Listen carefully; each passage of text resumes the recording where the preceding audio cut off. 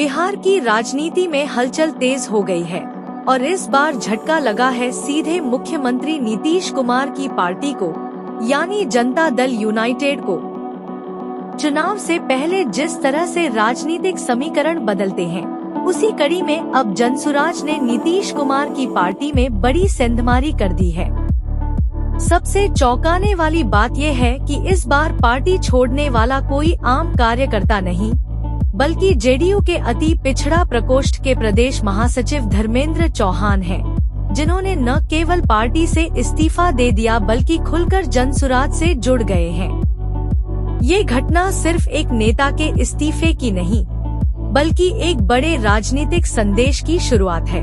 धर्मेंद्र चौहान का जेडीयू से जाना सिर्फ एक चेहरा बदलना नहीं, बल्कि उस असंतोष की आवाज है जो पार्टी के भीतर लगातार दबाई जा रही थी।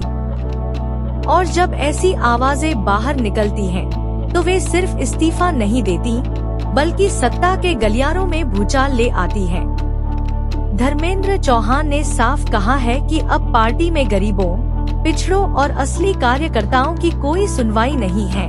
सब कुछ एक सीमित वर्ग के हाथों में चला गया है और यही वजह है कि उन्होंने जनसुराज की राह चुनी, एक ऐसी राह जो बदलाव की बात करती है, जमीनी राजनीति की बात करती है और आम जनता को मंच देती है। जनसुराज, जो कभी सिर्फ एक अभियान था, आज बिहार में एक उभरती हुई राजनीतिक ताकत बन चुका है और यही बात जेडीयू और अन्य दलों के लिए खतरे की घंटी है, क्योंकि जब सत्ताधारी दलों के नेता ही जनसुराज में शामिल होने लगे, तो ये इशारा होता है कि जमीनी हकीकत कुछ और है और वो हकीकत बदलने वाली है।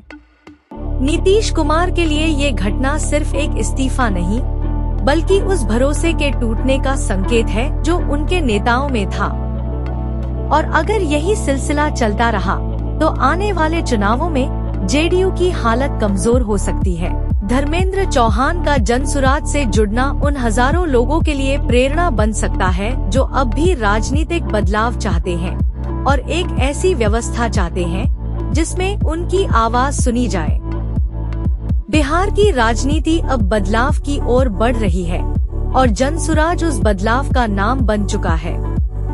चुनाव नजदीक है, सियासी हलचल और तेज होगी, लेकिन फिलहाल इतना तय है कि नीतीश कुमार को अब अपनी रणनीति बदलनी होगी, क्योंकि मुकाबला अब सिर्फ विपक्ष से नहीं, बल्कि अपनी पार्टी के भीतर से भी है। और जब अपने ही साथ छोड़ने लगे, तो ये समझ लेना चाहिए कि जनता का रुख किस ओर मुड़ रहा है। क्या जनसुराज बिहार की राजनीति में बड़ा चेहरा बनेगा? क्या पीके का विजन सच में जमीन पर उतर रहा है? और क्या नीतीश कुमार को अब असली चुनौती अपने ही घर से मिलने वाली है? ये सवाल अब हर मतदाता के मन में है और जवाब आने वाला वक्त देगा।